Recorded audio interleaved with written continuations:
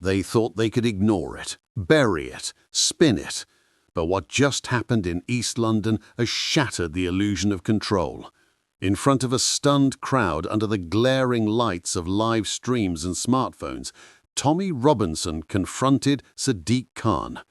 What followed wasn't just a public embarrassment for the London mayor, it was a seismic jolt to the entire British political class. Within hours, Nigel Farage entered the ring. One bold statement and the UK was on fire. This isn't just another protest clip.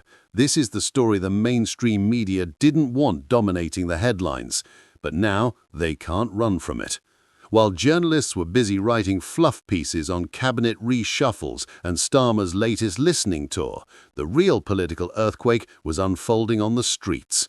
Tommy Robinson, long branded a fringe agitator by the elite, walked into a volatile public rally and did what no establishment figure dared.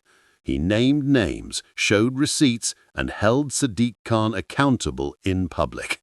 He brought crime stats, footage of gang attacks, and hard evidence that Londoners are being left to fend for themselves while the mayor hides behind polished speeches and political correctness.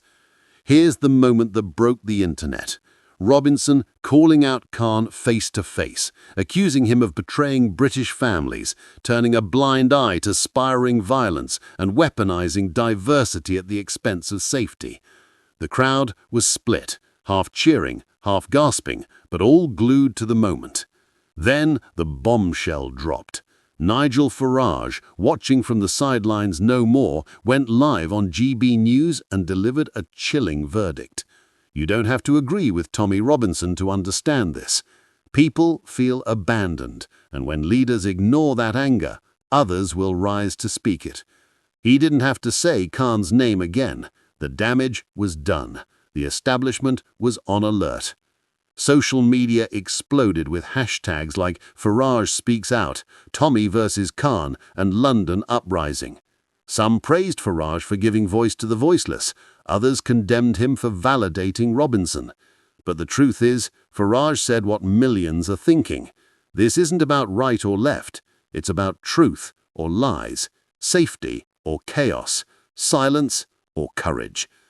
Sadiq Khan remained dead silent. Not a word, no press conference, no denial, just damage control behind closed doors. His office tried to downplay the event, calling it a stunt. But when nearly 2 million people watched the clip in under 48 hours, that's not a stunt, that's a reckoning. Even insiders from Labour and the Tories are panicking. One anonymous Conservative MP reportedly told a Times reporter, Farage knows exactly what he's doing. He's reading the room better than anyone. Starmer should be worried. So should we. Here's the raw, unfiltered reality. The British people are done being talked down to. They're done being told their fears are racist. They're done being told to trust the process while their communities collapse under crime, lawlessness, and cultural fragmentation. It's not just London. This moment has cracked something open nationwide. From Birmingham to Bradford, Portsmouth to Preston, working-class Brits are waking up. They're watching Robinson take on the mayor. They're hearing Farage echo their frustrations, and they're realizing the establishment's greatest fear, that the so-called fringe is now mainstream. This isn't just political theatre, it's political warfare. Let's not forget what Tommy Robinson said in that speech. You've turned London into a playground for criminals and a no-go zone for truth, and when someone finally tells the truth, you cancel them. That wasn't just aimed at Sadiq Khan. That was aimed at an entire political class that's been asleep at the wheel while the nation burns. Now, with Farage stepping in, the fuse is lit. Love him or hate him, Nigel Farage knows how to tap into public sentiment like no one else. He did it with Brexit, he's doing it again now. His warning was crystal clear.